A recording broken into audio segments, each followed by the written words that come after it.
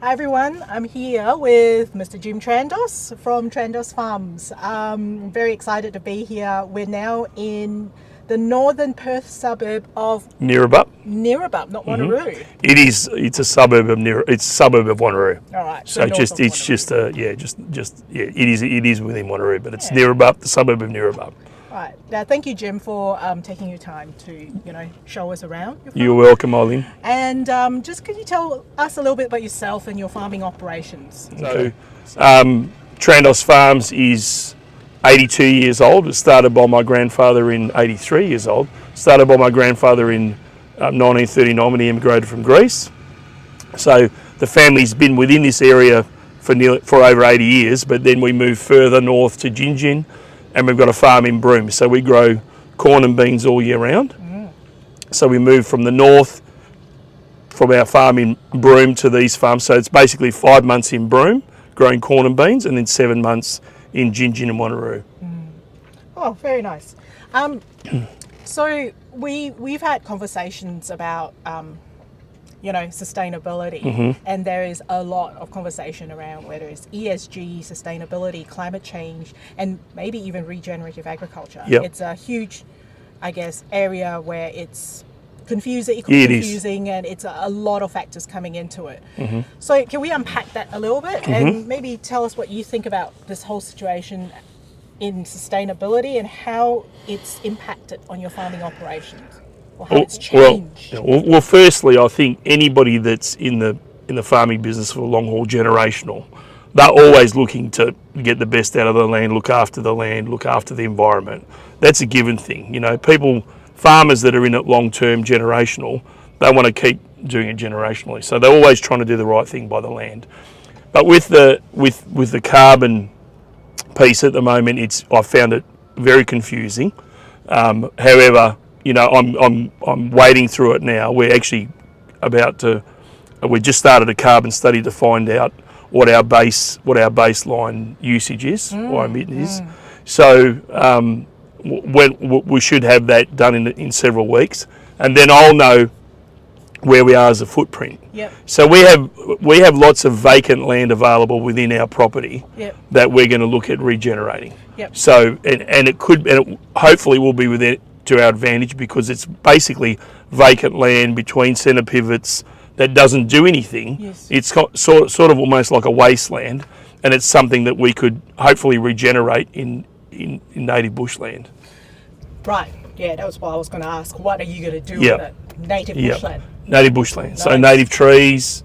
That's the plan.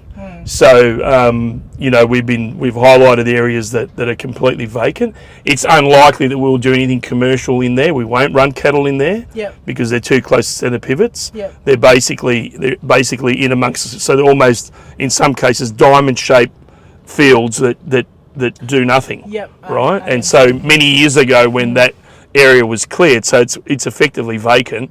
We grew casuarinas around the centre pivots years ago as a windbreak, but then there's all these vacant areas in between the pivots that we can put native trees or native bush. That's interesting. That's very good. Yeah. I look forward to hearing more about that. We'll see how we go. See how you go. Yeah. Who do you think is driving all these conversations around ESG, sustainability, climate, regen? I think the big corporations are. I think all you have to do is look at the television and look at the ads. Look at the supermarket ads. All they talk about is sustainability. Every second company that's on TV is looking at this sustainable piece, right? We as farmers look at sustainability differently. We look at sustainability as survival. So we've always looked at being sustainable, right? So we always look at looking after the land. We always look at how are we going to get through our next crop? How are we going to get through our next season? Yeah, it sounds like farmers are ahead of the game, I guess, in many ways. How do we then tell the consumers of your food that you are ahead of the game and you are looking at the land and not get into this tie about what does it really mean, sustainability? How do we do that? I just think, honestly, I think farmers will always look for the best option. So I was just thinking about it before you got here, and I was thinking, like in our case, we reduced our plastic usage for our products Yes. by 85% over the last 2 years. And we couldn't do that quickly, right? But we eventually did it. So you can't move incredibly fast all the time, as much as we'd like to, right? So the next thing will be getting completely biodegradable or compostable, biodegradable plastics that we use. What little we've got left. So we might not be able to do that for another 2 years because something might not be commercially available. Yeah. So it's what's going to become available. And like if we're in this property here in Wanneroo, which is effectively an industrial zone, and it was cleared nearly 50 years ago, the sustainable piece here is not going to be very much aside from what we do in the field. We can't grow any natives. We've got solar, we've got a 100 kilowatt system on our roof, on the packing shed there. So there's not a lot, and we've got a limited time frame here, unfortunately, because it's industrial land.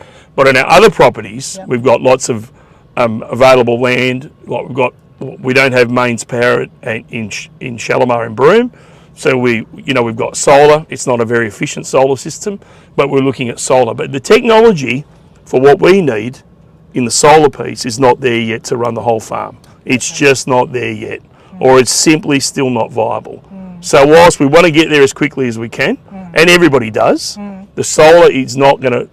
There's no system that is economically viable for us anyway, as farmers, that will drive that whole property in Broome. So there's a technology piece as well. So technology, you've got to wait for technology, and you've got to wait. And then even if you've got the product needs to be approved. Yes. It needs to go. Let's say we're looking at changing.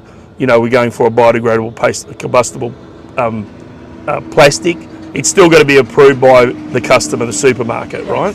So a while ago, even throughout Asia, we were asked when we started exporting in Asia nearly 10 years ago about our plastics. So we started with foam 20 years ago. Yes. So foam, which aren't very good for the environment. I don't think that's any secret.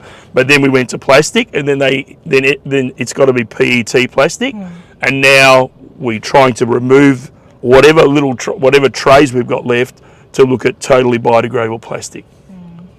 Interesting. If I could change the conversation Go ahead. into the regenerative side of things. Yep. So my Churchill project examines the consumer drivers and incentives for regenerative agriculture. Yep. So you talked about having, pieces of land that you're looking to regenerate between your centre pivots. Yep. But it seems that the term regenerative agriculture is so controversial, and it seems to evoke a lot of passion and emotion amongst the farming community, not just here, even in America where this whole thing started. Why do you think that is?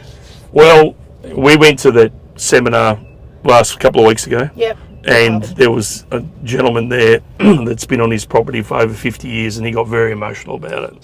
Basically, his feeling was that, we do the right thing, we look after the land and stuff like that. I totally understand the way he feels, but I think he missed the point. The point is,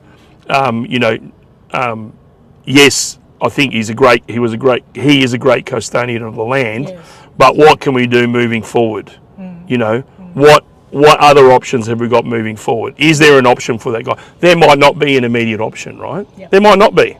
But and regenerative native trees or human regeneration may not be an option for that guy. But what else can he do? Can he do low till? Can he do cover crops? Can he reduce? There are all sorts of things there. The bottom line is it commercial? Is it currently commercial? If I feed my cattle, so they don't omit whatever food that's going to cost me 40% more, right? Am I still going to be viable? Yes. I might not be. I probably won't be. So it might not happen straight away.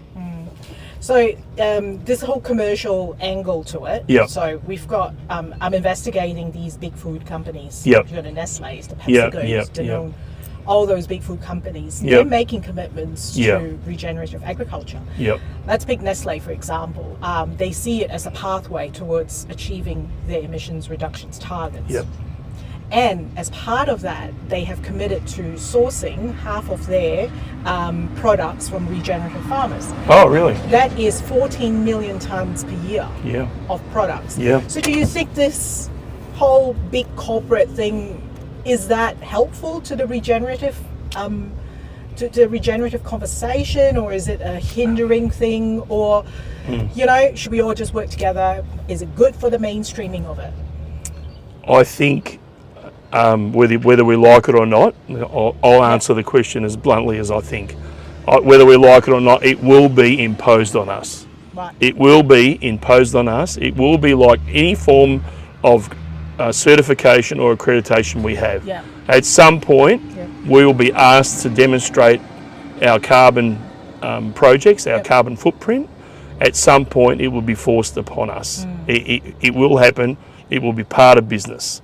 Whether you want to be an early adopter, whether you want to wait, it will come. That's my opinion. Yeah. And so, there are a number of motivations that would be driven, that the big corporations will be driving. One is they want to be looked to be responsible. Yes. Whether they're technically responsible or not, who knows? Yeah. And far be it for me to talk about Nestle, about what they're up to. Yeah. But it's probably a very good commercial move, in my opinion. Yep. All right. I think that's all the questions I've got for you today, Jim. Right. Yeah, I just really want to thank you for having us on No your problem. property. And we came on a day where it's under 45. I know. So under 35 even, apparently. Well, it's even under 35, which is amazing because yesterday it was 37, and we thought it was cool, right? I know. It's like practically winter now. All right, thank you. You're welcome. Thank you so much. No worries. Thank you. The one thing that Jim said that really resonated with me was the fact that farmers realize and they know that their survival and their business sustainability relies on the land they farm on.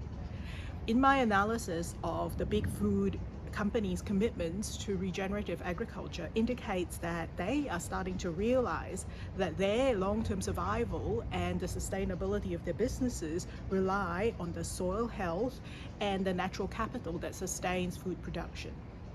The other thing that Jim said that really resonated with me was that regenerative agriculture is a continuous improvement process.